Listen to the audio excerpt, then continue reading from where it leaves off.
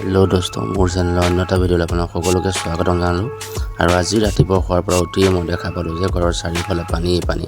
আৰু মই ভাবিলোঁ যে ভিডিঅ'টোৰ জৰিয়তে আপোনালোকক অকণমান পানী দেখুৱাই দিওঁ। আৰু এয়া চাওক, ঘৰৰ সন্মুখত কিমান পানী। এইটো ঘৰৰ দৰ্জাৰ সন্মুখতে হয় পানী, চাওক।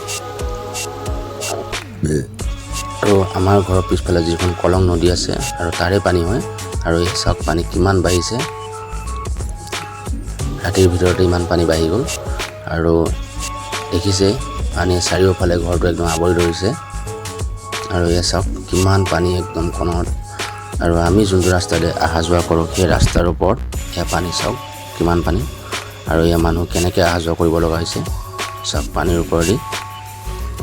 এয়া চাওক কেনেকৈ অহা যোৱা কৰি আছে পানীৰ ওপৰেদি।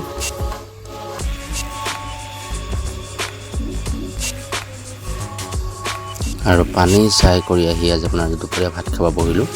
তো আজি আমাৰ দুপৰীয়া আহাৰটো হ'ল নেমু লগত মাছৰ চাটনি, আৰু তাৰ লগতে হ'ল আপোনাৰ কঁঠালৰ গুটি আৰু কোমোৰাৰ ভাজি, আৰু তাৰ লগতে হ'ল দালি। এয়া চাওক একদম নিৰামিষ ভাত। আৰু যদি ভিডিঅ'টো ভাল লাগিলে প্লিজ লাইক এটা কৰি দিব, তাৰ লগতে ছাবস্ক্ৰাইব এটাও কৰি দিব।